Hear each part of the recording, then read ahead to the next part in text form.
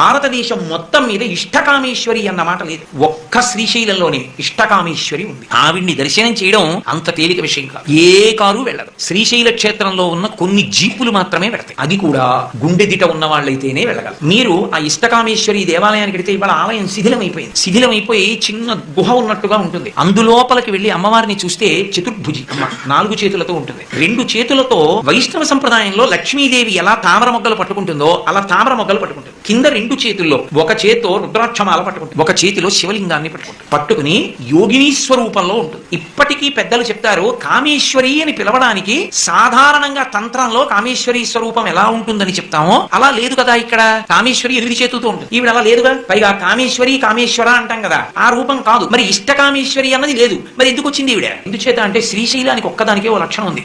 ఉత్తర భారతదేశంలో ఉజ్జయినికి ఉంది, కాశీ పట్టణానికి ఉంది. దక్షిణ భారతదేశం మొత్తం మీద మళ్ళీ శ్రీశైలం ఒకటి, ఇంకొక పట్టణం లేదు అటువంటిది. ఎందుచేత అంటే అక్కడ లేనటువంటి ఆరాధనా విధానం లేదు. అక్కడ కాపాలికుల దగ్గర నుండి ఉన్నారు. ఇప్పటికీ మీరు శ్రీశైలం లోపల ఉన్నటువంటి గుహల్లోకి ధైర్యంగా వెళ్లి దర్శనాలు చేయగలిగితే కాపాలికులు ఇక్కడ పూజలు చేసేవారనడానికి ప్రబల సాక్ష్యాలు దొరుకుతాయి. కాపాలికులు నరబలి కూడా ఇస్తూ ఉంటారు. అటువంటి కాపాలిక స్పర్శ కూడా క్షేత్రానికి ఉంది. అంతేకాదు అక్కడ స్పర్శ వీధి చేత ఒకనొకప్పుడు సిద్ధనాగార్జునుడు శ్రీశైలం కొండనంతటిని బంగారంగా మార్చే ప్రయత్నం చేశాడు. ఆయనే మూలికల మూట తెచ్చి త్రిపల వృక్షం కింద పెట్టాడు. అటువంటి గొప్ప గొప్ప ఔషధులన్నీ శ్రీశైల పర్వతం మీద ఉన్నాయి. అటువంటి శ్రీశైలంలో ఆ అమ్మవారి దగ్గరికి వెళ్లి కోరుకుంటే ఆ తల్లి తీర్చని కోరిక అన్నది లేదు. నీకేది ఇష్టమో అది ఇస్తుంది. కాబట్టి ఇష్టకామేశ్వరి. అందుకే భారతదేశం మొత్తం మీద ఇక ఆ రూపం లేదు, ఒక్క శ్రీశైలంలోనే ఉంది. ఇంకొక పెద్ద రహస్యం ఏమిటంటే పరమ భాగవతోత్తములైనటువంటి వాళ్ళు వెళ్లి అమ్మవారికి బొట్టు పెడితే మెత్తగా మనుష్యుడి నుదురు ఎలా తగులుతుందో అలా తగులుతుంది ఆవిడ నుదురు. ఉలిక్కి పడతారు. ఈవిడ విగ్రహమా మానవకాంత అనిపిస్తుంది. ఆమె ఆయన లేనిదే ఉండదు. పక్కనే శివాలయం ఉండేది, కానీ